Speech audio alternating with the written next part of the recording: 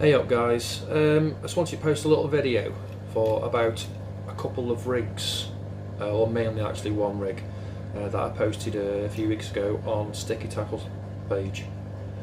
There's nothing special about the rig, it isn't something that's relatively new, just a little bit of a twist on a rig that we've all used, i.e. the chod rig.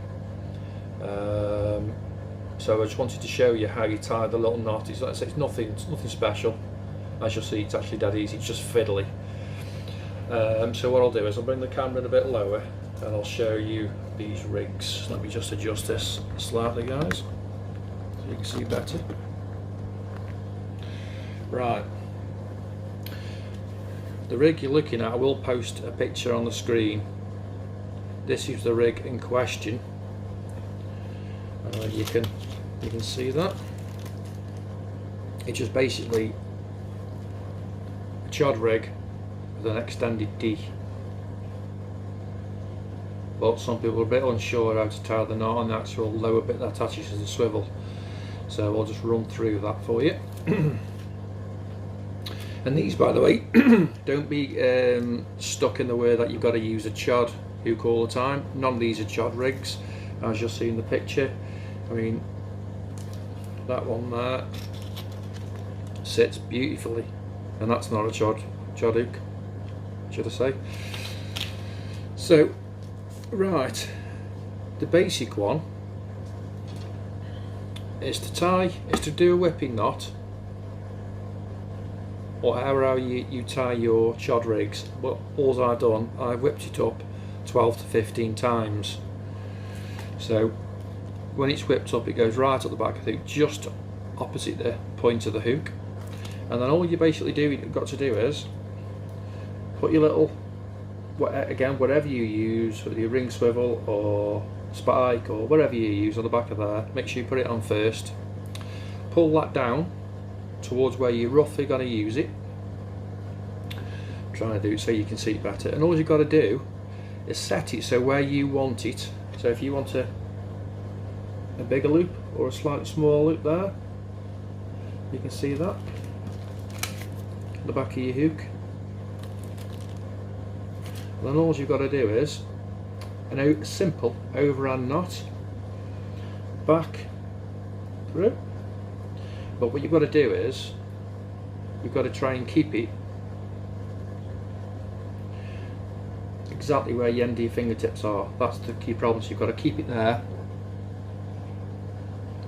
Pull that knot down. Now just get a pair of pliers then and pull that tight, and then what you'll end up with is there's your D section. Nip that off. Like I say, it's as simple as that really. There's nothing special to it, it's just an overhand knot, and then you end up with that. And obviously then you can neat that up however you want to do it.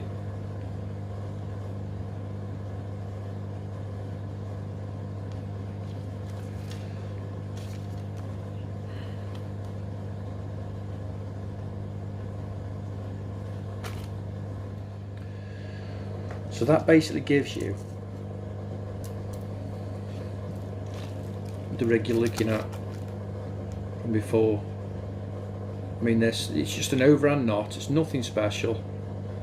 Just make sure you pull it tight. You can put a drop of super glue on if you really want to, but I haven't had one come undone yet. And just make sure just leave a slight little tag end, and if you can see that on there, and it won't come off. There's no pressure on it at the end of the day. It isn't like you're pulling anything with it. I caught quite a few fish in France on it last week. Let's say last week, a few weeks ago. But you can also do that with it as well. Make it like a double extended D rig, so you can take it further up the hook if you wanted it to travel further away from the mouth. That is pretty easy to do as well. That just basically whip it on 4 times around the bottom of the eye. So you get to that stage, and then what you do, instead of using a piece of silicone to trap the actual the mono at the back of the hook, make a big loop bit like the whipping knot again, up the shank of the hook, so you get to that. Can't really see it there. And then taking the actual top end of the loop, go around it 1, 2, 3 times. You only need to do 3. Then get the tag end, pull that tight, but not too tight at the moment, so you've got it tight there, like so. And then you can get your pliers and pull it nice and tight. So now you've got that trapped up the back of the hook. So you're at that stage now. And then again, all you've got to do, as I've done this one, drop a ring swivel on, or whatever you're going to do. Bring that one, get it out roughly how you want it to end, so you can manipulate it a little bit. So we're at that, so we're there now, like that. And then down again. All you're doing is an overhand knot. So over once, and through. I say just fiddly because it's like bristle filament. Get it so you can pinch it with your fingers. So now you've got an overhand knot ready to go, and then all you've got to do then is I get a pair of pliers and then just pull that tight. So basically it looks like a bit of a mess at the moment. You can see that on there. And all you've got to do, straighten it all up, like so. Like I say, it takes a bit of practice getting the ends right on it, but once you've done it a few times, it's not too bad. And then you can set that then however you want, and that then is like an extended D that runs down the back. And then all you've got to do is attach your swivel on. Again, a lot of people struggle with this as well, but it's just dead easy. Get your ring swivel, put your bristle filament through it where you want it to end. So now we've got that stage, and all I do, I literally pinch it so the actual swivel's just dangling on the end there. Sorry about the light where I am at the moment. And then once you've done that, it's a 2-turn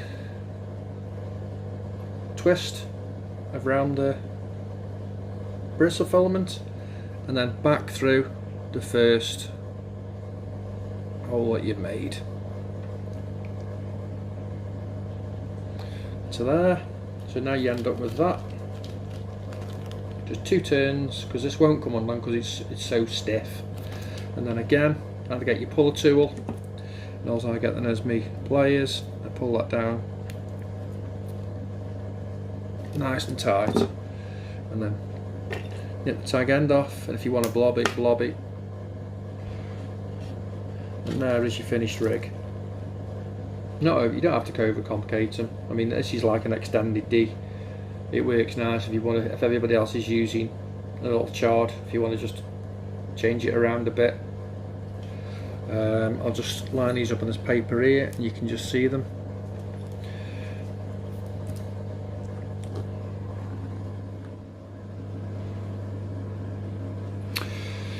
Well, they the rigs. Well, that's the one I showed on the Sticky Tackle page, which people have asked about, and these are the ones I've just knocked up.